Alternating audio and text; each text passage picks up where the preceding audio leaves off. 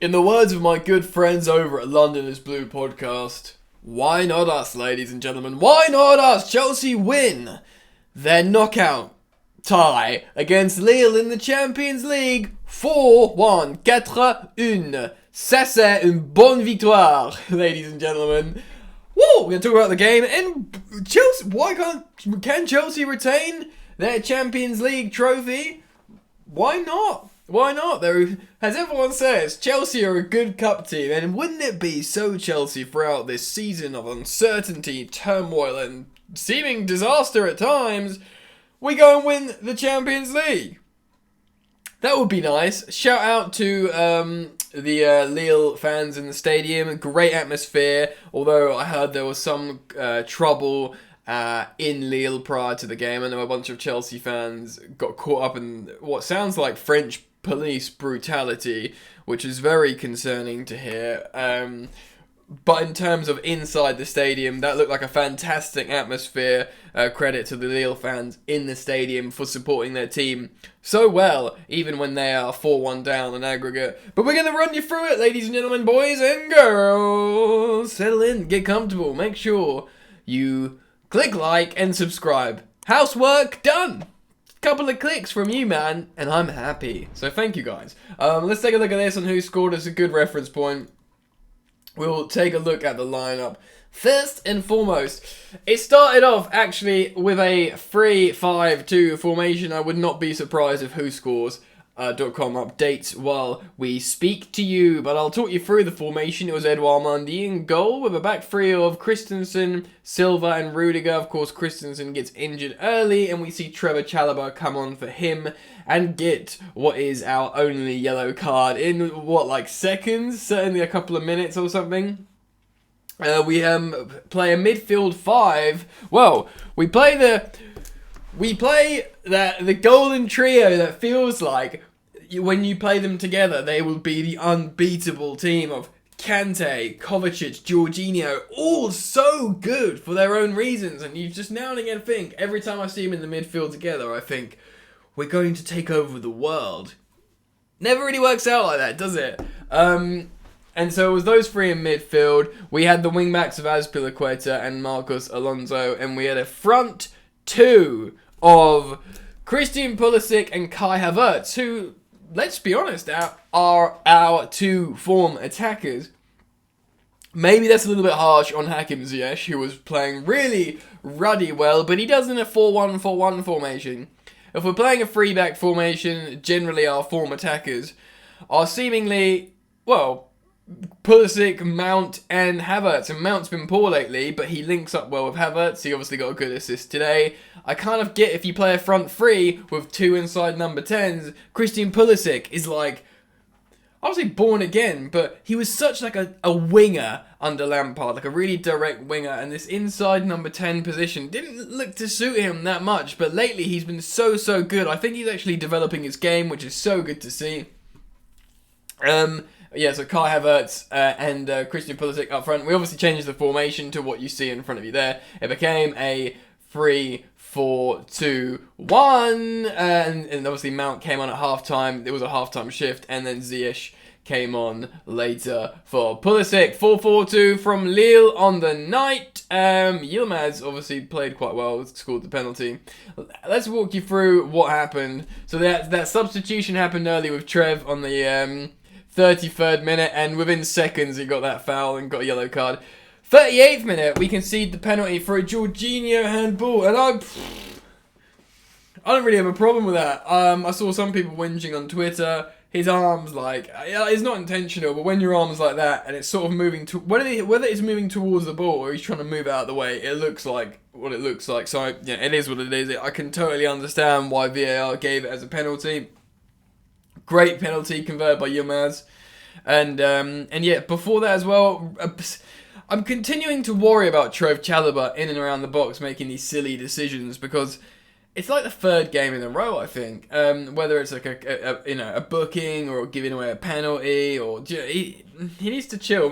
Granted, he'd just come on, so maybe that's a little bit unfair from me. So yeah, they go a goal up. They get a booking, and we get a goal back on the cusp of half time, on the final kick of the game, from that man, Christian Pulisic, who that's his third goal in 6 games, so not quite scintillating form of Kai Havertz, but Kai Havertz is playing as a striker. I mean, Kai Havertz has been playing out of his skin, but Pulisic's been playing really well as well. He might even have assists in there, I don't know. I was tweeting about getting Jorginho off at halftime for Mason Mount, which would be controversial for certain Saristas on Twitter. But if you watch my YouTube channel, you'll know I love both Jorginho and Mason Mount, one of those rare breeds. But I thought Jorginho was poor in that first half, and Mason Mount, I thought he'd be good for higher turnovers and just basically pressing at the front, and that's what we needed. And he obviously came on and was very good. But Jorginho played a magnificent ball into Christian Pulisic, takes it out wide, plays across the goalkeeper, far post. Lovely goal, lovely pass. Just what you wanted. Takes us to 1-1 going into the half-time and restores our 2-goal lead, boys and girls. Just what you wanted. Just what you ruddy wanted. And obviously Mason Mount comes on at half-time. They make some changes. And on the 71st minute, that's when Mason Mount takes the ball down the left flank, plays a beautiful ball, and Azpilicueta as a goal-scoring wing-back, which sometimes he can do. He's clearly learning from the best, from Reece James and Ben Chilwell, and knees it in. Maybe not the same technique, but he makes sweet contact with his kneecap. Goes in, lovely ball from Mason Mount, right across the corridor of uncertainty, as they call it. And to be honest, bro. That was in the 71st minute. I thought we might go on and score more. We don't. We do create chances, but we've got the game wrapped up. 4-1 on Aggie at that point. And, Romelu comes on, Ruben comes on, and then Ziyech comes on later to, probably wrap Kai Havertz up a little bit. I would have liked for Kai to score. I don't think he was that effective in this game. Maybe he was, a little bit, tired or whatever. And to be honest, I really would have liked Romelu Lukaku to come on and score, Romontada. Hey, play on words. I don't want him to displace Kai Havertz. I want Kai Havertz to stay, but come on. Rom's a different profile. He can be useful. Especially, he'll be more useful if he has some confidence. Those recent reports of him being quite upset that he will abandon Chelsea. I believe he will want to stay and fight for Chelsea. So, and if he isn't kicking up, if he is that he's not playing, if he's keeping good team spirit in the training pitch, the training ground, and indeed on the bench, then yeah, good. Let's back him. Let's back him to come on and score and challenge Kai Havertz. Why not? Why not? Do you know what I mean? So I was hoping for a Remontada goal, but it didn't really happen. He got a couple of incorrect balls from Marcos Alonso from him a couple of times. Let's talk about player performances then, and we can talk about the Champions League a little bit more. I thought Mendy didn't really do anything, did he? I think he made a save. He didn't get anywhere near the penalty, but it was a great pen. Chalobah was fine, except the yellow card. He needs to cool his boots. To be honest, we weren't that bothered. Silva I didn't really notice, but maybe that's a good thing. Maybe that means he played well. Rudiger made a couple of his, run forwards. Kante, a bit quiet as well. I think Azpilicueta, not just the goal, I think he did play quite well. Azpilicueta gets stuck in. I think Alonso was quite poor. I think he did look like a wing back, and that's what obviously we need, rather than wingers or attackers playing there. But he just didn't have a good game what he can do. Essentially. Kovacic came off. I think who scored, giving him a 6.3 here is pretty cold. I think he did one of his excellent runs, echoes of Hazard against West Ham. And yeah, to be honest, Pulisic, really good with a goal. I think, I don't know, man. Mount got a 7.1, Pulisic got a 7.1, Aspi got a 7.2, but I think they're all largely down to goal involvements. I don't think anyone was amazing here. I think it was a intimidating away atmosphere, and Chelsea just needed to navigate it without doing anything stupid. I think the penalty was unfortunate. I think Lille squandered one or two chances when they hit the post and missed a rebound. Generally, Chelsea, I don't want to say, I didn't have to get out of second gear, because this is a Champions League, away tie, second leg. Do you know what I mean? You have to be going out of the gears. But Chelsea didn't play to their best. But they held their nerve. And I say they held their nerve after looking a bit shaken as well. So, it's credit to them that, like, right, this is intimidating. We haven't played our best recently despite getting results, which is fine. It's good, Chelsea, as a club, as an institution, as a fan base, as players, as a manager, have been going through a lot in terms of the landscape of the club, like an unprecedented situation, of course, like radical situation.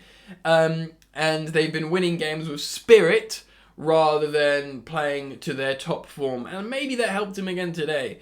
And with that, I'm backing Chelsea. I don't think we're going to challenge for the title, despite some people getting a little bit excited again. It's not going to happen in my opinion.